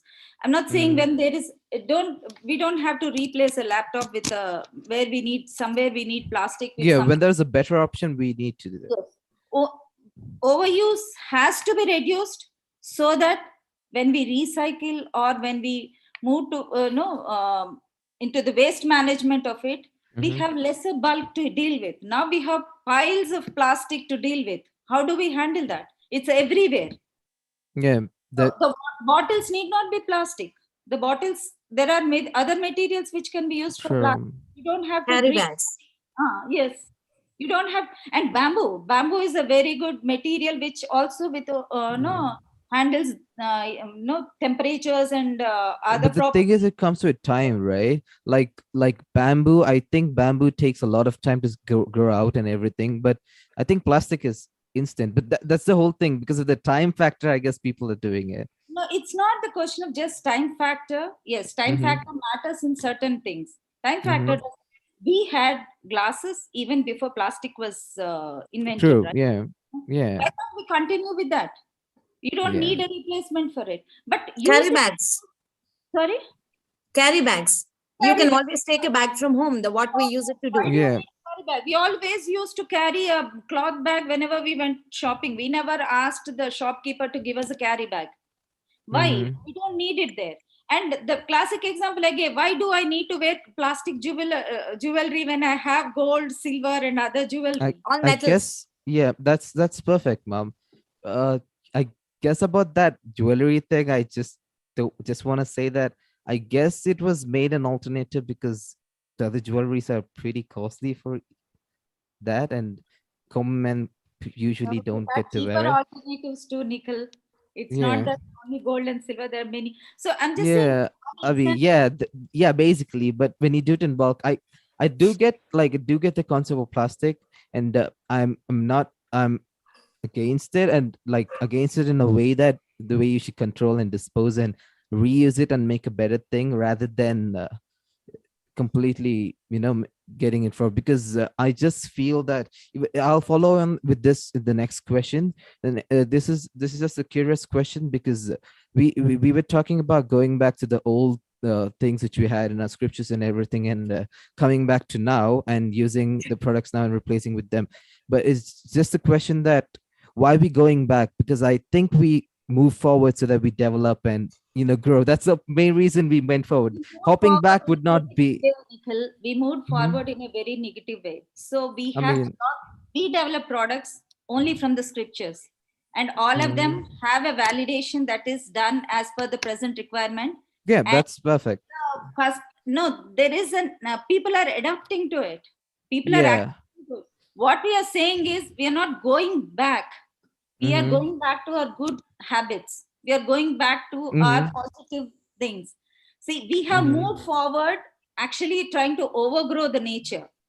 Nature has taught us many things which were kept aside, and we started teaching nature what to do, which doesn't work because we are minuscule part of the nature. Nature has to drive us. We can't drive nature. What we are trying to say, our scriptures give us information where nature drives us. We don't drive nature there. So that is what we are trying to bring back. We are not saying we are going back to the old ways. We are going back to good olden days. Yeah, the same fact. Going back to old days, I did say that we move forward in the sense, like, of course, let's just say a phone. First we had the big gramophone, then came the telephones, and then the phones. It's the same roots, but just improving in a better format. The same thing. From the old ancient days till now, it's the same roots, but just that the things have got different, I feel. Do you know the impact the latest phones have than the gramophone of olden days? Do you know the impact it has on the birds? It has on the environment. Yeah, it does have a lot of effects. The radiations are really bad. It's negative, right? I mean, it is, of course. And the time, I mean, yeah, it is. Can I add a point here, Nikhil? Yeah, go on, Mom. All this comes back to one point called responsible consumerism. Yeah. How much is enough for you? You need a phone, you have a phone. How often do you want to change a phone? How often do you change a phone? You see young people or even people with lots of money changing phones and throwing the disposable. How many phones are you responsibly using? That makes sense. Yes, jewelry is costly. How much fashion do you want to have to feel good? How much damage are you willing to make to the nature to look good, to look fashionable? So it all goes back to what is the right balance. Like the way you were speaking about junk food, how much is good enough? Exactly. How much is the right amount? Where draw the line? Going back, another point which I want to say, I mean, this is a very basic example, but I still would want to quote, if you have 100 trees, they have grown so big, they have given a lot of produce and you have benefited from them. Now they're invested with a bug or a mite. What do? You chop the branches, you keep the roots, you let the tree regrow. There are times when you have to chop the new thing if it's not serving the current purpose. It would have served the purpose, but it's no longer serving. So there are times when you have to go back to your roots because they have been established for a reason. They have been called wisdom for a reason. The wisdom of today lies in going back and picking the right thing from the past. That's the whole point I think Dr. Gayatri was trying to tell us. Yeah. That's input to this discussion. Yeah, that's fine. I was just curious because even the chemically speaking, the chemicals used back in the days and now, the other thing is right now I'm again not a chemistry student, but I'm just saying the chemicals used now is nothing but the saturated form of those chemicals which are there, and could be a possible combination of compounds and all that stuff like that, right? It's still the same. The past thing, I guess the past thing should be possibly the whole natural thing. I don't know, is it made by leaves being crushed or something like that, or flowers being crushed? And I could possibly say that's the whole root like that. And now we are example, let's say Maza, the drink, I guess it's always written in the bottle. It's possibly the pulp and the thing they use, the chemical. It's again originated from the actual mango itself, but it's possibly made because they could make in bulk. And again, the population has changed from that to now. I guess that's the also main reason. I guess like people need more nowadays. That's weird, but yeah. Sorry if I'm interrupting. That's fine, ma'am. Maza, mango pulp is not a problem. The preservative we use, the chemical we use to see that the mango pulp doesn't deteriorate over time is the problem. When you have a chance to have a fresh mango juice, why do you want to have a preserved mango juice? One, the preserved mango juice would have lost its nutrients over a time period. Also, you are adding an extra chemical, which is not good for you. See, but then no one would be served, right, ma'am? If I could just put like, if you look onto the natural thing, or if you look onto that stuff, then not everyone would be fed, because if you get it, like why not everybody can be fed? You because know how the population, I guess. lands are barren? You know how many agricultural lands are barren because everybody moved into IT. So that, I think it goes even back to us choosing there was a reason why people were asked to take their, what do you say, the home career, or there is a reason agriculturalist wanted his son to be an agriculturalist, because that is what helps the economy to grow. We moved away from the balanced economy system as well. We all rushed into IT. We all rushed into biotechnology, and everybody abandoned agriculture, where India is a strong agricultural country. No, I would say India lost focus on them, because India is majorly 60% agriculture still. The economy is based on that. It's a cumulative problem. It's a cumulative issue which needs to be addressed. Yeah. It is not one problem, and we have multiplied the problems. It's when we say Maza, I'm coming back to Maza. It's not only the chemicals, I mean preservatives. You're actually harming more to the earth by throwing those Tetra Packs. Yeah, that it's fine until it's paper, I guess, but it they're does not paper. They're not paper. Yeah, it does affect. It's not degradable. Again, the recycle system. Again, I do see in other countries we have the rules of bins. Like, I guess Mrs. Rachel George would know that you got bins which are like 4 or 5 bins with different purpose and everything, but we don't have them in here. I guess initiative of those. No, we have a perfect waste management system. We do, but segregate waste very neatly. No, I don't agree to that, Nikhil. We have an excellent segregation system. We segregate food, we segregate plastic. In our apartment, if I put food in plastics and I throw it outside, the housekeeping will not pick it up and they leave it back in my. Yeah, that makes sense. Yeah, it's apartment again. It's a community of people. That's why, I guess. No, it's growing. It's getting better. Yeah. People adhering to it, and we have separate bins outside where it is thrown in separate bins. Nikhil, we are a mixture of rural and urban community, right? So there is a lot of education that needs to go, and that is where people like you have to take action and go and talk to you have rural kids, go and talk to them, let them know this is what needs to be done. I think that education has to come from people who believe in this. No, and my thought is that we in India, we are one of the very few countries who recycle everything, That's right? pretty true. Yeah. Like take for instance, newspaper, the milk sachet, it all goes to that Ratiwala, right?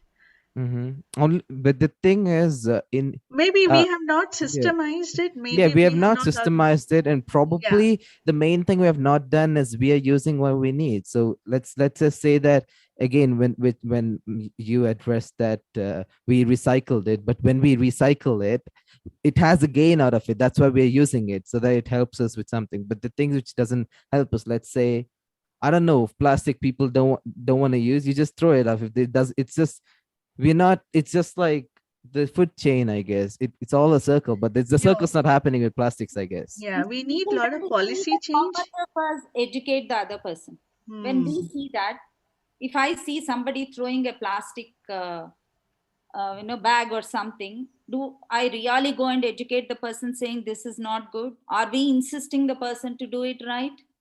Are we taking that responsibility because we know it?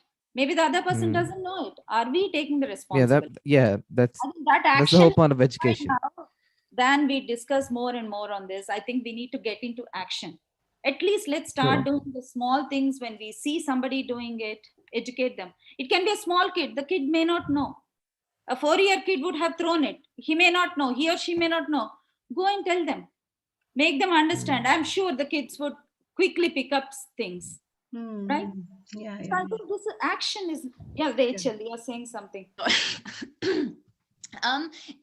In India, do you have kind of penalties for littering or for not recycling? So for example, if I were walking about in my city and I was drinking let's say a fizzy drink in a tin can, if I just put that on the floor and if I didn't go and recycle it, I would, and someone's like a police officer or something like that saw it, I would immediately get fixed with a minimum of £50 fine. And it's actually, I know it sounds quite harsh, but that's a really good incentive as well to get people, because there's actually a punishment so do you have anything like that at all? Yeah, but definitely for waste management, as I said, if the apartment doesn't segregate the waste in a right way and it is given to, it's called in Bangalore, it's BBMP, the municipality, they don't pick it up. They leave it there.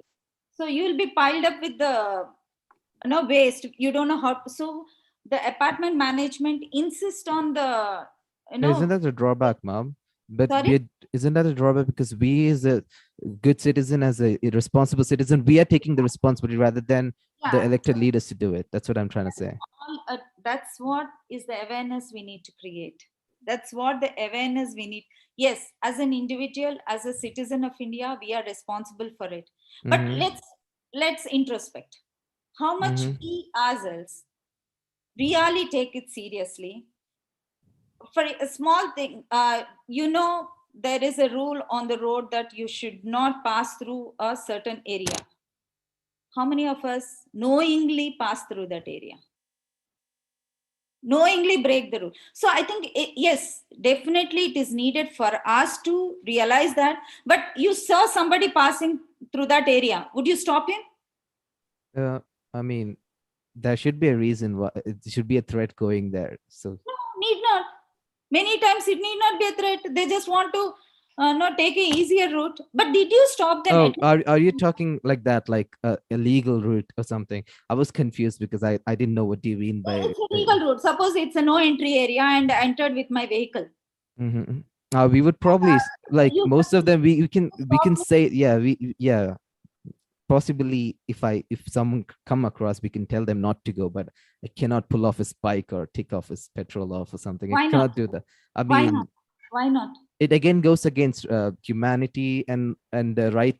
That is I'm not violating, humanity. but I'm violating his right. I'm not talking about humanity. I'm talking about the human rights. Sorry, but that would violate his rights. I cannot touch the other person, if you get it.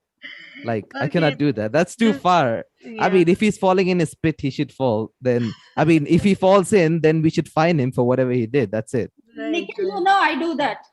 I do that. I think Lalitha is there to coach on that. If somebody goes in a wrong direction, I definitely give them my mind. Yeah, that's a good thing. Giving them, we could tell them verbally, but no touching. That's it.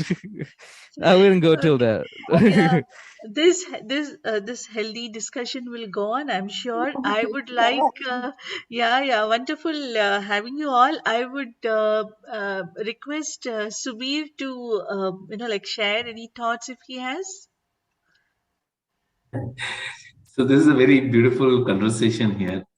I think, as ma'am said, that it's nice that even the students are speaking about junk and people are introspecting, and I think even the parents are introspecting, right? Okay, so I think it's a very wonderful discussion, and this thread of conversations will continue in the weeks and months to continue ahead.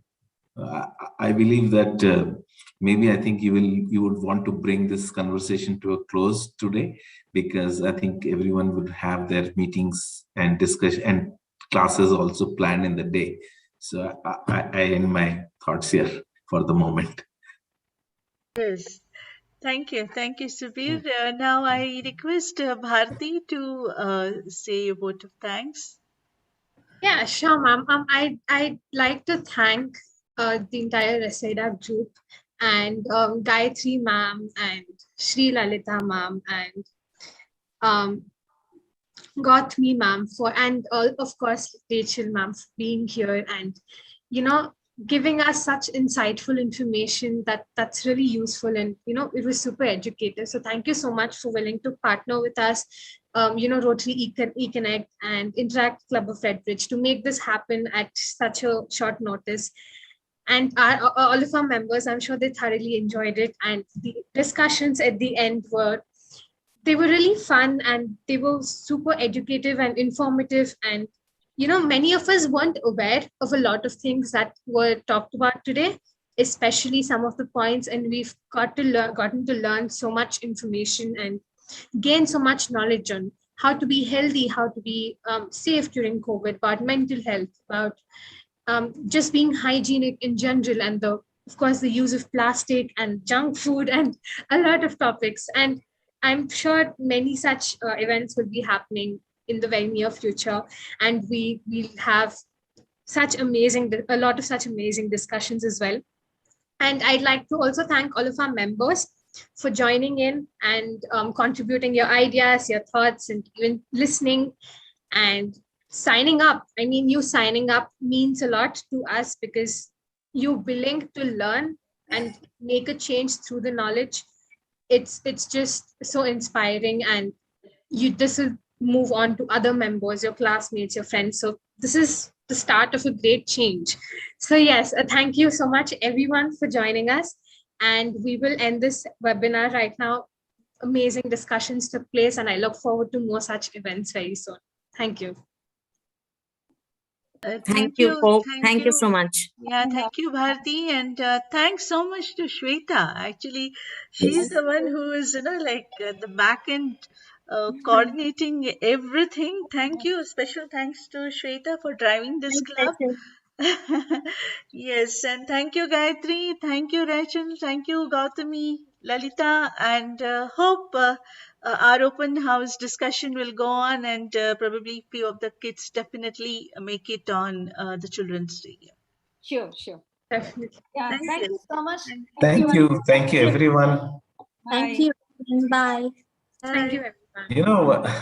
I'll add a line here. See, I do attend so many meetings and they are quite stressful, but today's informal way of this communication was so pleasant.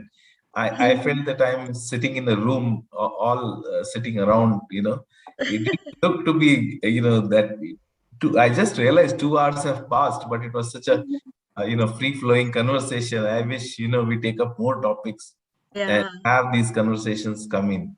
Yeah. Thank you very much. The difference between being amongst adults and being with kids. True, very true, very true. Thank you. Thank you. Bye-bye and have a nice day, all of you. Yeah, bye. Thank you, ma'am. Bye, ma'am. Bye, ma'am. Have a Have nice a day. wonderful day, ma'am. You too. Bye. Thank you, ma'am.